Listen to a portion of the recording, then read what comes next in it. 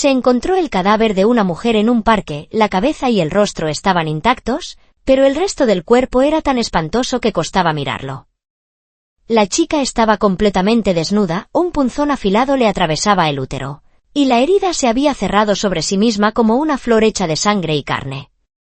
La policía abrió una investigación de inmediato, pero descubrió que la forma de morir de la víctima era idéntica a la de una serie de asesinatos de hacía 23 años. Lo inquietante era que, entonces, los detalles del caso nunca se habían hecho públicos. Además, el asesino ya había sido ejecutado. Si tú fueras el asesino, ¿qué harías después de matar? Cavar un hoyo y enterrarla. Álvaro dijo. Para tapar tu crimen, lo mejor es lograr que la persona a la que mataste parezca que nunca existió.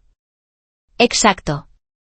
Cavar un hoyo, hundir el cuerpo en el agua, incluso descuartizarlo y comérselo. Y aún así, el asesino había tirado el cadáver sin más en el parque Stonehenge. ¿Es que temía que la policía tardara en encontrarlo, o qué? ¿Qué dijo el testigo? Que al llegar ya vio unas piernas asomando entre los arbustos, ¿no? ¿Fue un golpe para provocar, para desafiar a la policía? Aún no se podía concluir. El jefe de homicidios 1, Mateo, dijo. Si de verdad quisiera desafiarnos, con esa osadía y esa crueldad no parece alguien que mate por primera vez. Pero durante el último año la comisaría no ha recibido ningún informe de casos graves, ¿verdad? Álvaro asintió. Entonces queda otra posibilidad, continuó Mateo. Un caso así no solo atrae a la policía, también llama la atención de la prensa. Puede que el asesino quiera usar esto para enviarle un mensaje a alguien, una advertencia o algo distinto. Todavía no está claro. Y había algo más, un caso similar ocurrió hacía 23 años. 23 años atrás, es decir, en 1998. En 1998, todo el país lo recuerda por las graves inundaciones en las cuencas del Yangtze, el Nen y el Songhua. Pero para la gente de Ciudad Palma, hubo algo aún más conmocionante y obsesivo que las riadas. La serie de asesinatos del hombre del punzón en Ciudad Palma, en 1998. El punzón fue el apodo que le puso la prensa de la época al asesino. Porque cada vez que actuaba, clavaba un punzón en el útero de la víctima. Las tres eran mujeres jóvenes. En muy poco tiempo, Ciudad Palma vivió aterrada. Una sombra ensangrentada se abatió sobre aquella ciudad sureña que ya se doblaba bajo la temporada de lluvias. ¿Y qué pasó con el punzón? Siguiendo el procedimiento, el caso se cerró. Él dijo. Pero no puedo asegurar que el asesino verdadero haya sido capturado. ¿Qué quieres decir? Jefe, yo estuve a cargo del caso de El Punzón aquel año, dijo Mateo. Usted siempre sostuvo que el detenido en 1998 no era el culpable real. En el complejo de viviendas del personal de la Universidad de Ciudad Palma, Sebastián, un antiguo detective, vivía con su esposa en un piso asignado por la institución desde que se jubiló. Mateo encendió la tableta, sus compañeros le habían enviado documentos sobre el estado del cadáver, la escena, el informe preliminar forense, y en especial, una foto en primer plano del punzón clavado en el bajo vientre. Sebastián frunció el ceño, terminó de mirar y se masajeó la frente. Mateo lo observó con una expectativa tensa, pero tras un silencio, Sebastián negó despacio con la cabeza. No fue él. Mateo sintió que el corazón se le hundía. Esto se parece más a una imitación, dijo Sebastián. Aunque hay puntos similares después de 23 años, muchos detalles son distintos. Por ejemplo, el lugar donde dejaron el cuerpo, el punzón de entonces no fue tan temerario. Las 3 veces arrojó los cadáveres en sitios apartados, un erial junto a la Ruta 81 y el barrio obrero abandonado de la fábrica textil Victoria. Además, todas las víctimas estaban vestidas con pulcritud, como si el asesino las hubiera arreglado, conservando la imagen más hermosa de esas vidas jóvenes. Pero Sebastián aún lo recordaba, la última vez que recibieron el aviso, llevó a su gente de inmediato a la fábrica textil Victoria. Quien llamó fue un grupo de niños que andaban de aventura. Nadie imaginó que aquella exploración los conduciría a una visión de pesadilla. Un cadáver femenino en descomposición, lleno de gusanos. Era temporada de lluvias, Ciudad Palma estaba húmeda y sofocante. La fábrica abandonada se hundía en una penumbra turbia. Las luces llevaban mucho tiempo rotas, el cadáver yacía quieto sobre una vieja cama de madera. El polvo flotaba en el aire. En una mesita cercana había 2 velas blancas consumidas y un plato de manzanas, como si, después de dejar el cuerpo allí, el asesino hubiese celebrado una pequeña ceremonia, serena, casi como un funeral. Pero si levantabas la falda, se veía que la zona íntima estaba hecha trizas, roja y negra como carne picada. Dentro había un punzón ensangrentado. Aunque llevaba décadas de policía, al recordar aquellos 3 cuerpos con un exterior apacible y unas entrañas atroces, Sebastián no pudo evitar estremecerse, un frío le trepó por la espalda, como si el asesino tuviera una personalidad fracturada. La identidad de la víctima quedó confirmada: Lucía, 18 años, originaria del condado de Goyuán, estudiante de primer año en la Universidad de Comunicación de Ciudad Palma. Incluso en la pequeña foto de carné en la pantalla se notaba su belleza, un rostro suave como una gema, mejillas aún redondeadas de niña que le daban una inocencia luminosa.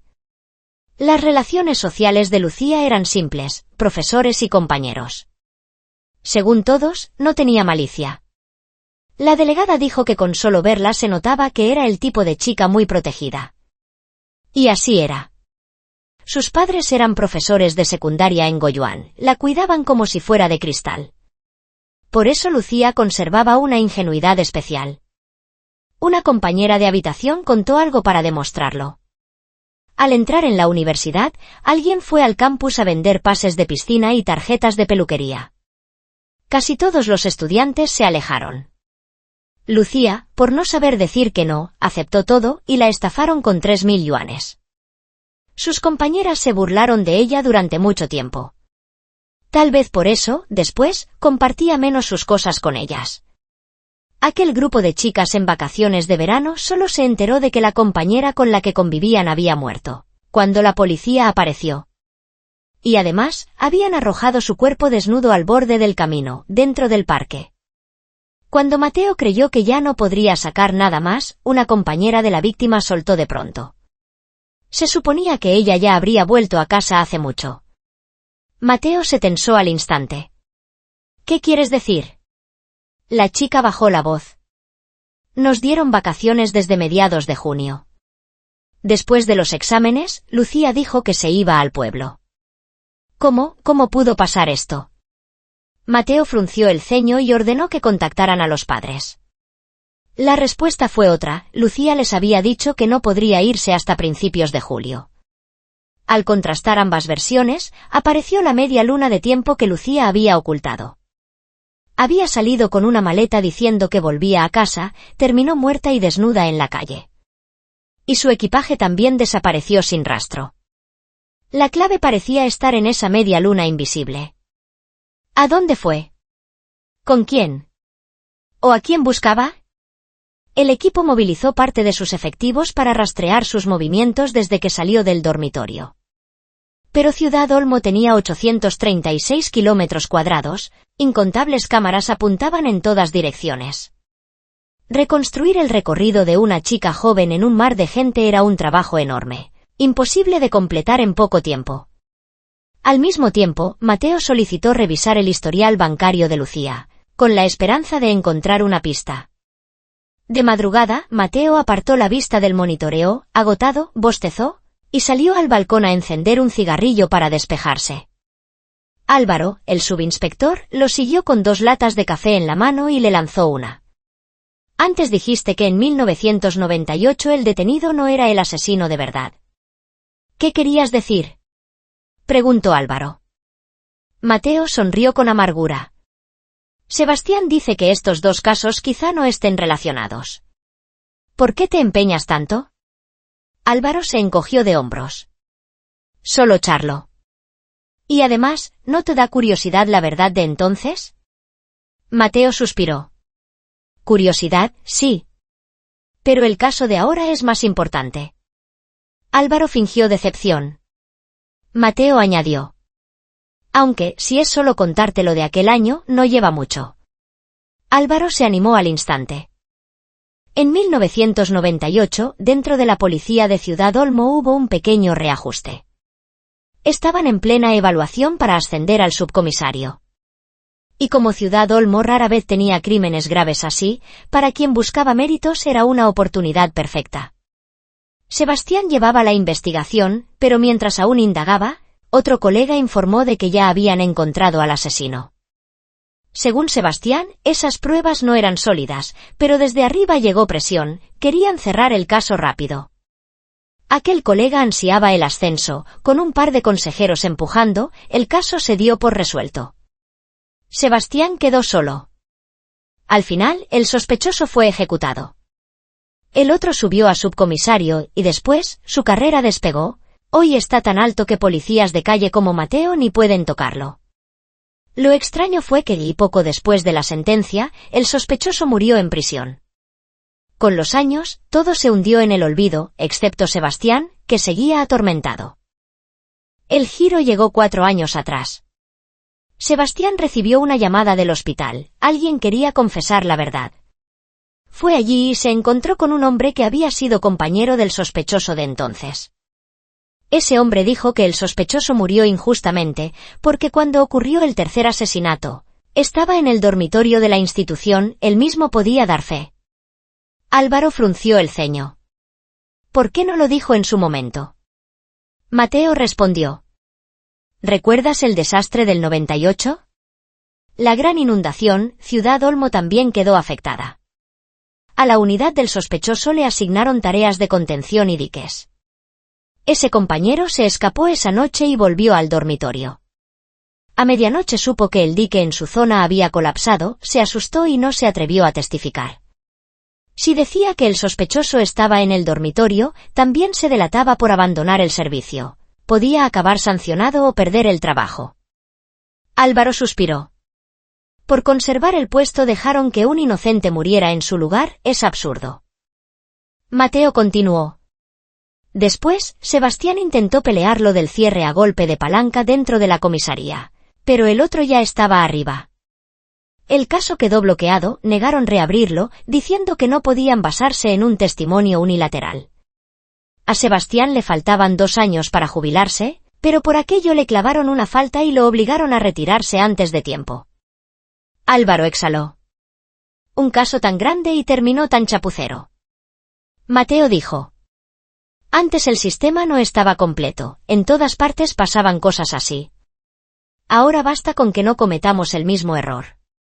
Aplastó la colilla y palmeó el hombro de su subinspector. Vamos. La estrella de la justicia todavía tiene que tragarse todas las cámaras. El informe forense ya estaba listo, había 2 puntos muy sospechosos, y el segundo rompía por completo la imagen de estudiante pura e inocente que todos imaginaban. Primero, el forense dijo que Lucía tenía un desgarro antiguo en la vagina, es decir, ya había tenido relaciones sexuales. Segundo, había estado en contacto con drogas. Drogas, algo que nadie habría asociado con una menor de edad descrita como ingenua y ajena al mundo. A la vez, el agente que revisaba su cuenta bancaria encontró algo. Desde principios de mayo, entraron varias transferencias, todas de 5.200 yuanes. En total era bastante, con una frecuencia muy alta, y el número tenía una connotación especial. Mateo decidió volver a interrogar a las compañeras de Lucía. Nunca lo oímos, negó una, sacudiendo la cabeza. ¿De verdad, nunca oímos que tuviera novio? ¿Notaste algo raro? Insistió Mateo. Hacia principios de mayo. La chica frunció el ceño, pensó un buen rato y al final tartamudeó. Si digo raro, no estoy segura. Pero en el feriado del 1 de mayo, Lucía salió 3 días, y después, a veces, no volvía al dormitorio. Cuando venían a inspeccionar, nosotras la cubríamos. ¿Con su novio? No, negó. Todas lo conocemos. Era una exalumna de nuestra carrera, Camila. Camila fue exestudiante de radio y televisión en la Universidad de Comunicación. Ahora era manager en Estrella, una famosa empresa de entretenimiento en Ciudad Niebla. Su artista más conocido era Gael, un ídolo de primer nivel que había estado muy de moda años atrás. Cada año Camila volvía a la universidad como exalumna destacada para dar charlas y compartir experiencia. Pero, según la orientadora académica, alrededor de Camila había muchos rumores. La orientadora era de una promoción anterior, de la misma carrera.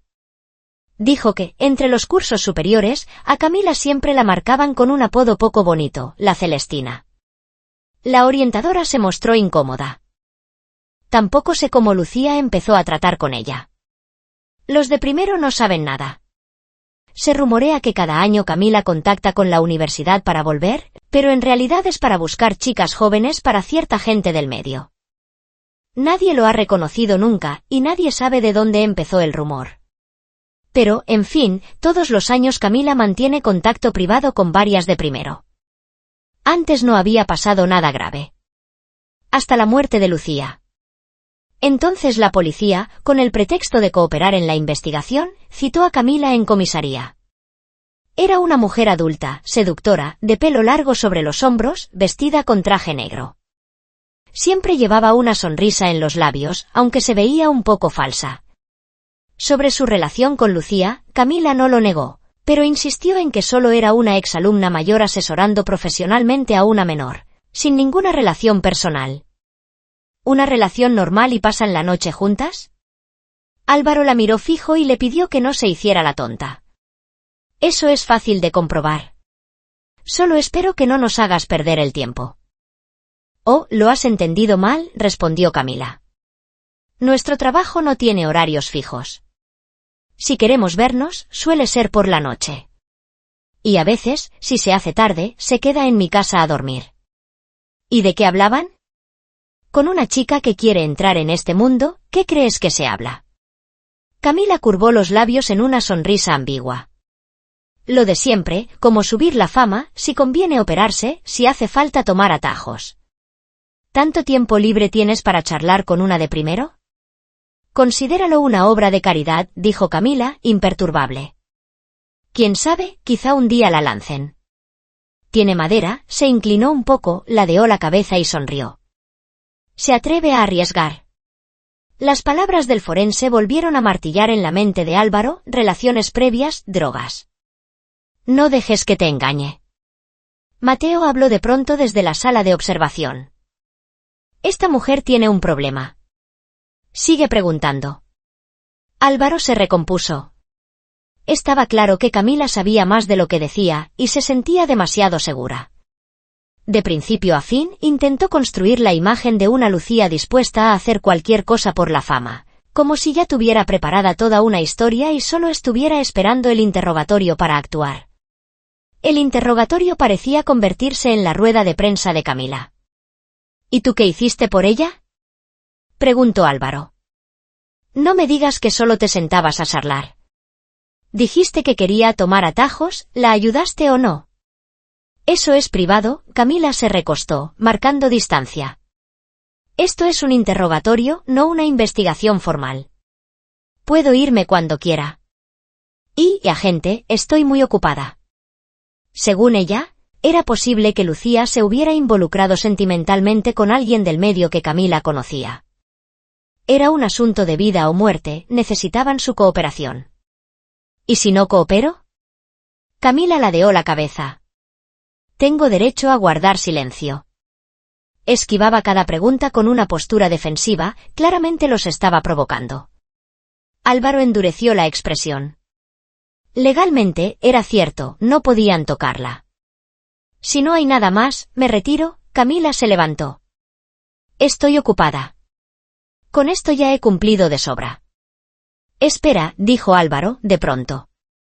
Valeria vio cómo la cara del policía, siempre imperturbable, cambiaba de golpe, como si en una partida que ya daba por perdida acabara de darle la vuelta a la carta ganadora.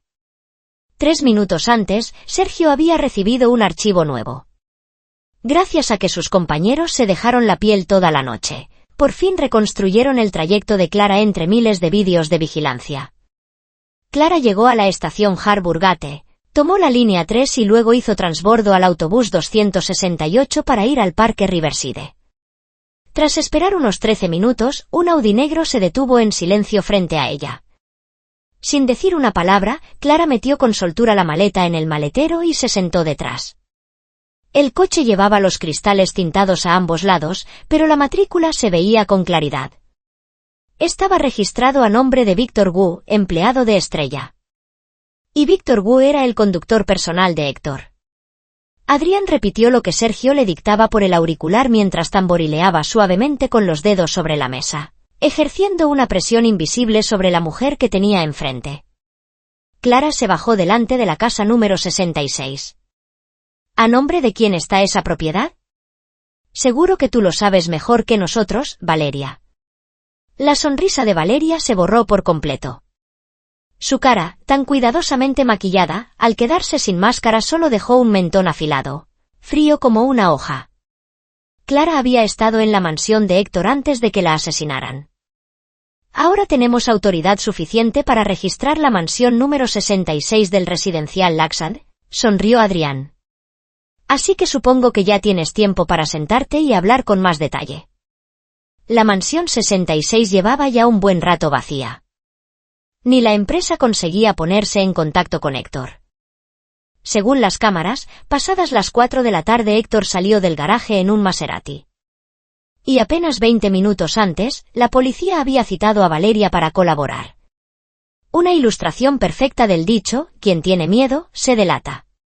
Sergio llamó de inmediato a tráfico y ordenó bloquear todas las salidas de Ciudad Olmo.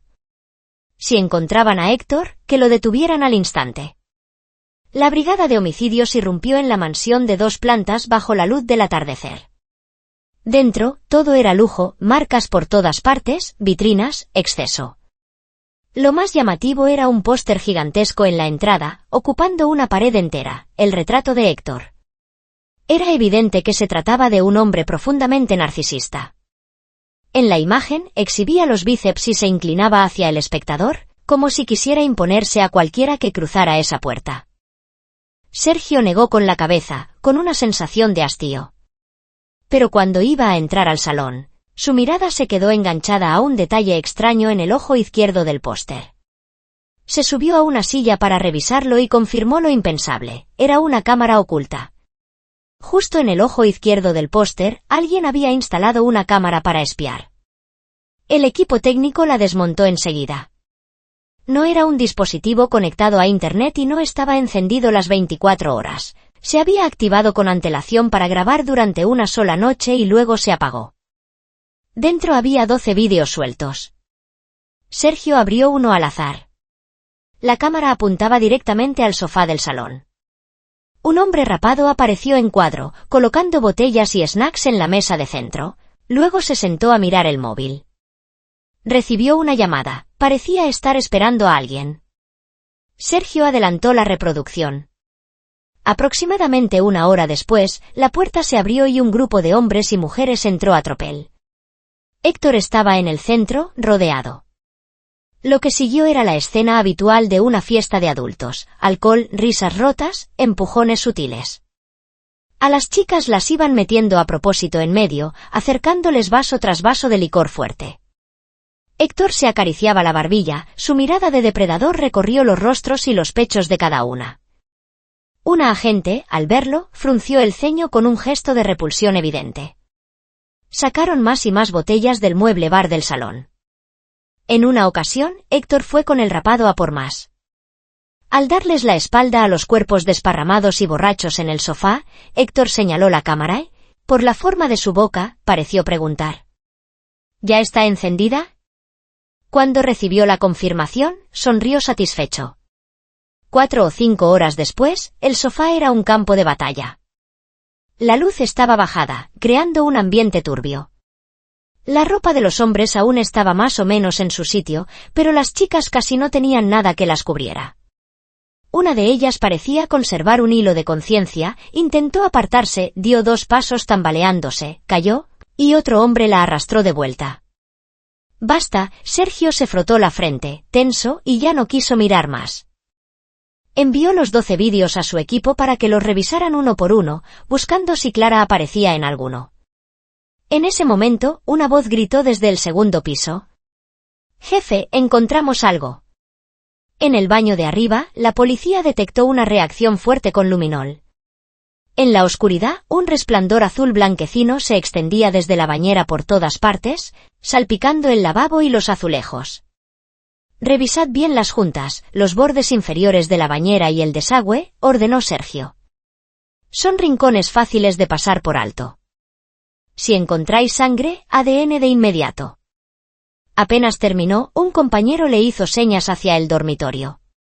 Sobre la cama revuelta había ropa tirada, pero lo que atrapaba la mirada era un objeto de cuero negro en el cabecero, un collar con tachuelas, con una cadena fijada a la pared. En ese instante, el tiempo se quebró, aparecieron, nítidas, unas manos blancas forcejeando para arrancarse el collar que apretaba la garganta, buscando las últimas bocanadas de oxígeno, inútilmente. Al final, esas manos cedían y caían inertes. Sergio tuvo un presentimiento, en esa casa iban a encontrar todavía más pruebas, todas apuntando a Héctor. Aquel asesinato era como un cesto con 1000 agujeros hundido en el agua, las evidencias entraban sin parar, y tarde o temprano terminarían por ahogar a Héctor. Pero precisamente porque todo llegaba con demasiada facilidad, Sergio se sentía cada vez más inquieto. Era como si el caso estuviera partido en dos. Cerca del parque Stoney no había ni un solo vídeo del momento en que arrojaron el cuerpo.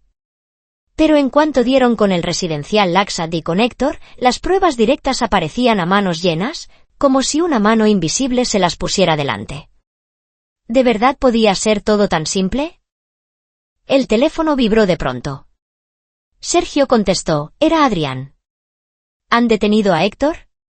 Lo encontramos, la voz de Adrián sonaba rara. Sergio frunció el ceño. ¿Qué quieres decir con lo encontramos? Está muerto, Adrián fue directo. Accidente múltiple.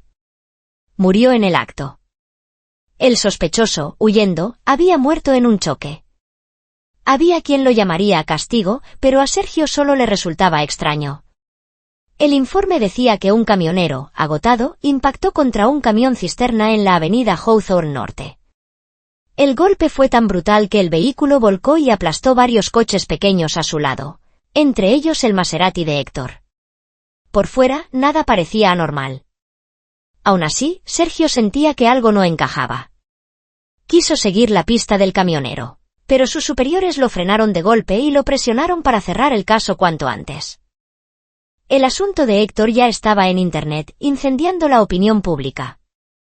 Casi cada segundo alguien etiquetaba Policía Rápida, acusándolos de incompetentes.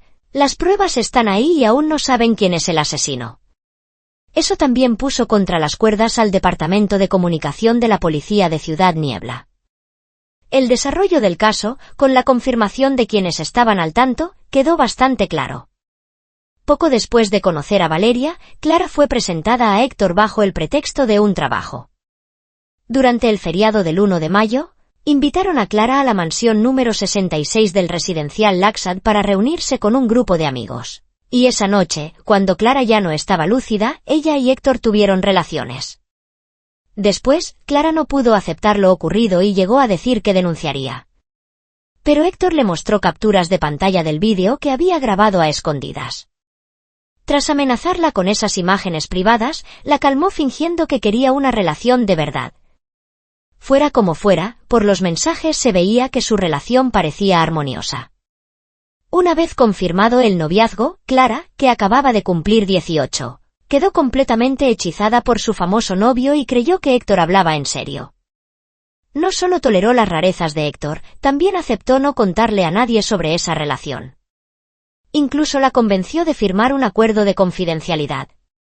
Tras los exámenes, Clara aceptó quedarse unos días en la mansión del residencial Laxad.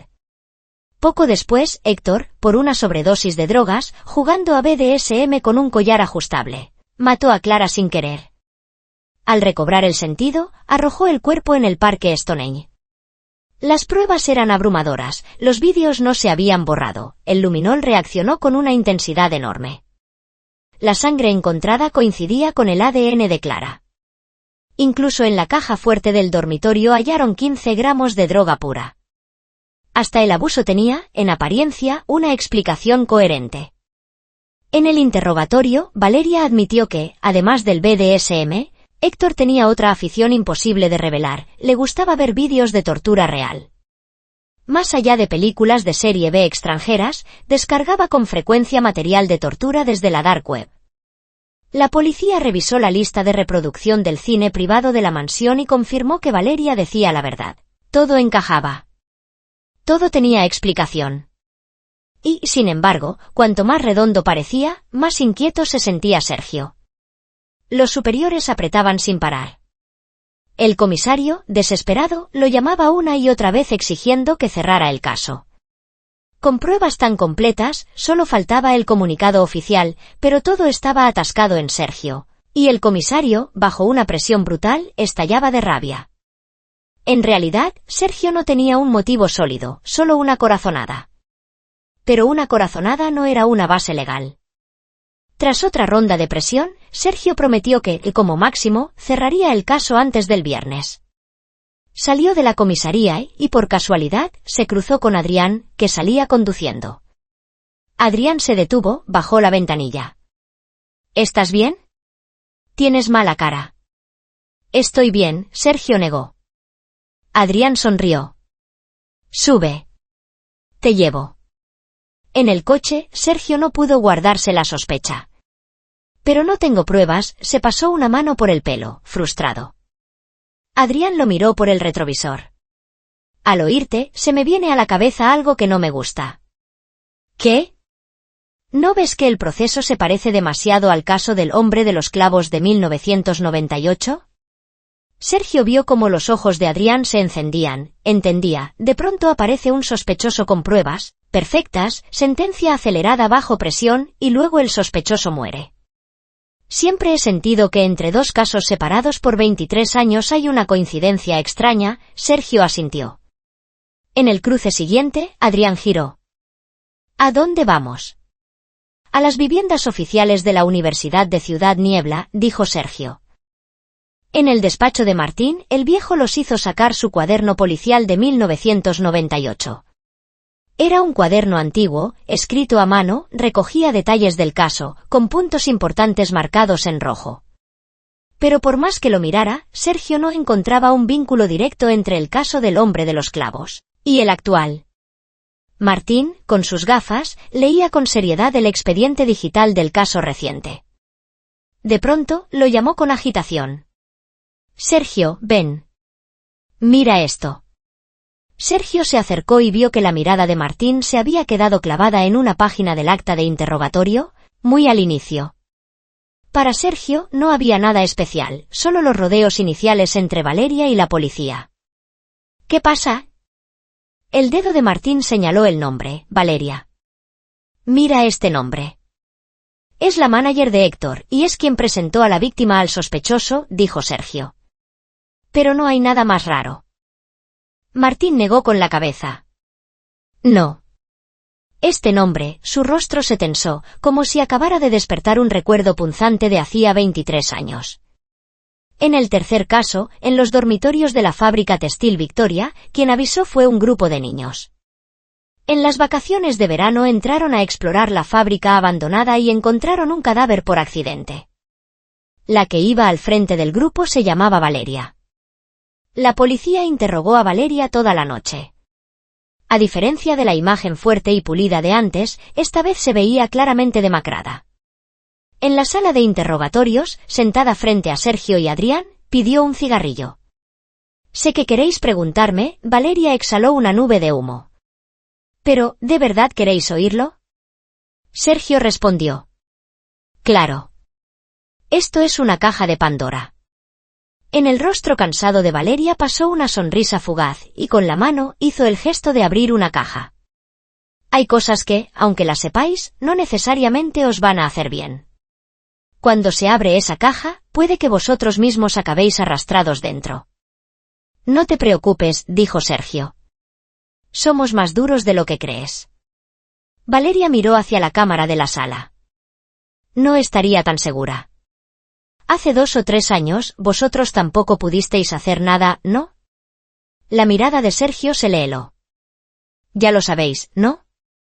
Fui yo quien presentó a Clara a Héctor. Pero Valeria dijo que Héctor no era el único. ¿Qué quieres decir? Podéis ver a tipos como Héctor como compradores. En nuestro mundo los llamamos loros rojos. Los loros rojos son los que usan el dinero o la fama para comprarse un asiento en la mesa, dijo Valeria. Pero en nuestro mundo él no es nadie. Si quieres lo bueno, primero eligen los de arriba, y solo después le llega el turno a él. ¿Y los que tienen el poder absoluto? Preguntó Adrián. A esos les decimos cachalotes, depredadores en la cima. Y a gente como yo, que atraemos, o, desde vuestro punto de vista, seducimos a la presa, nos llaman peces pescadores. ¿Habéis visto un pez pescador? Preguntó Valeria. Ese pez de las profundidades con una antena luminosa en la cabeza. Exacto, dijo Adrián. Valeria asintió. ¿Y en esa cadena hay otros papeles? Claro. Están los salmones, chicas jóvenes y guapas, casi siempre entre 16 y 20. Se obsesionan con la edad. Los hombres, ya sabéis, a todos les gusta lo nuevo. ¿Silenciaron a todas las víctimas? No siempre. Solo si alguna era tan ingenua como para querer llamar a la policía. Pero la muerte de Clara sí fue un accidente. Ese día Héctor iba demasiado drogado. También hay muchas chicas a las que violan y luego abandonan, que terminan hundidas y se suicidan. Eso no tiene nada que ver con nosotras.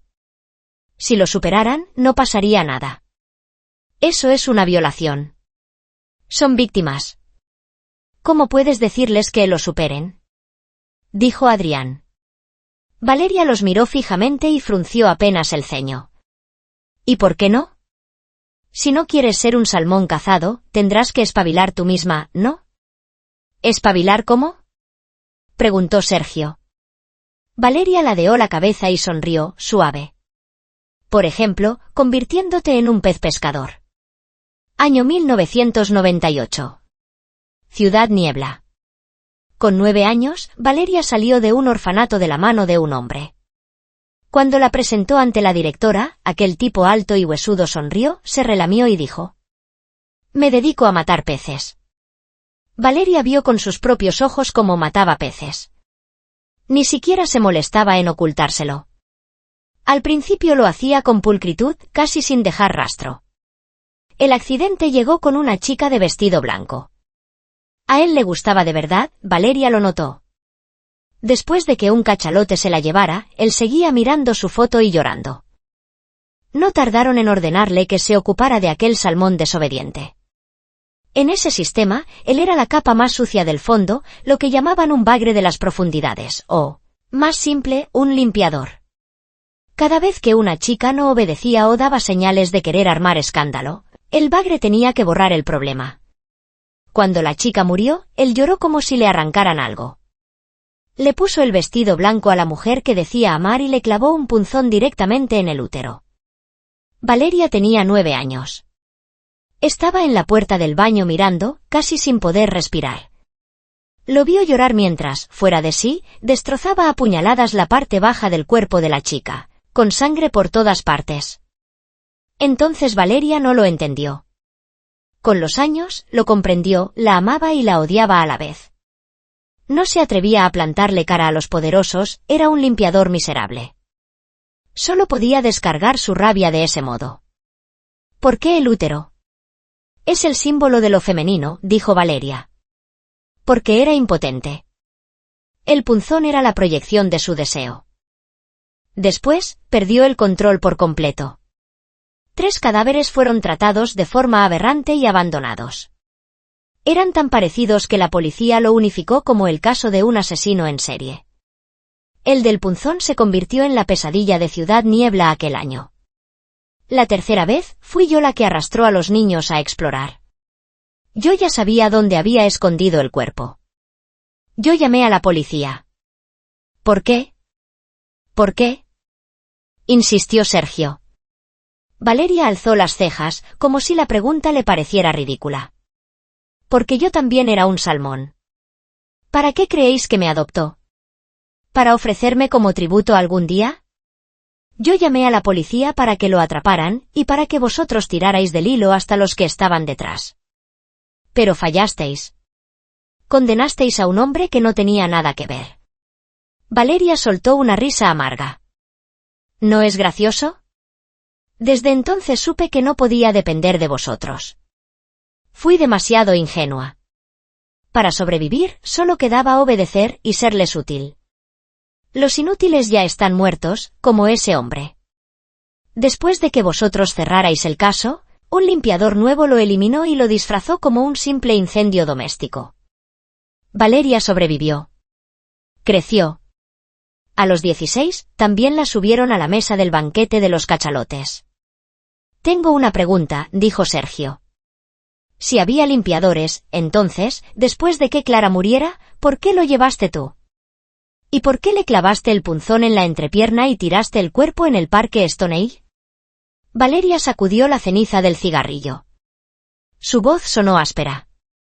Porque tomé una decisión equivocada. El bagre se enamora del salmón y el pez pescador se enamora del loro rojo. Valeria sonrió, dolida. Pero ellos solo quieren chicas de esa edad. Héctor no se interesaba por mí, así que yo pensaba todo el tiempo cómo controlarlo. Cuando vi el cadáver de Clara, supe que mi oportunidad había llegado. Querías usar esa muerte para destruirlo. Sí. Y por violación y asesinato, lo ejecutan. Exacto. Por eso le clavé el punzón ahí abajo. Era una señal de hace 23 años. Me equivoqué por completo. Creí que, igual que entonces, en cuanto los cachalotes vieran esa marca, lo reconocerían y protegerían a Héctor. ¿Querías utilizarlos? Sí. Pensé que volverían a silenciarlo todo, como antes. Pero Héctor era solo un tipo que vivía de su fama y de su imagen pública. Si lo perdía, no era nada. Valeria dijo. Solo que no esperaba que eligieran el modo más directo de cerrar bocas. Había sobreestimado la posición de Héctor y la suya propia dentro de ese sistema. No imaginó que esta vez estarían dispuestos a desechar 2 piezas ya sin valor. Pero esas piezas desechadas acabaron en manos de otra fuerza, una mano las recogió, las devolvió al tablero y las convirtió en la jugada clave para derribar al enemigo. Con las listas que Valeria entregó, la policía de Ciudad Niebla inició una depuración urgente. Al mismo tiempo, la brigada criminal tuvo que soportar una presión cada vez más asfixiante desde arriba. Por suerte, el comisario se plantó al frente. Solo así el equipo consiguió un mínimo respiro. En octubre, una lista ordenada empezó a circular de golpe por Internet. Detallaba, punto por punto, los delitos del grupo con el nombre clave Mar Profundo. Fue un terremoto. Los medios lo siguieron al segundo. Poco después, la prensa oficial exigió la verdad. El gobierno central formó de inmediato un grupo especial de investigación y lo envió a Ciudad Niebla. El muro de poder, por fin, empezó a agrietarse. A finales de año, la operación de pesca, en conjunto entre la policía de Ciudad Niebla y el grupo central, entró en su fase final de recolección de pruebas. La lista de implicados se extendía por todas partes, desde funcionarios hasta la élite. Capturarlos a todos no era fácil, pero, pasara lo que pasara, la tragedia de 23 años por fin veía el amanecer. A finales de año, con pruebas contundentes, la policía detuvo al mayor cachalote del caso de Ciudad Niebla. La comisión disciplinaria también intervino. Tras medio año, el cerco se cerró, a la espera de remitir el expediente al tribunal. El día de la sentencia coincidió con el inicio del año nuevo. Sergio compró 2 botellas de buen licor y fue a visitar a Martín. 23 años. 2 generaciones persiguiendo y enfrentándose. Y, por fin, aquello podía cerrarse con un punto final.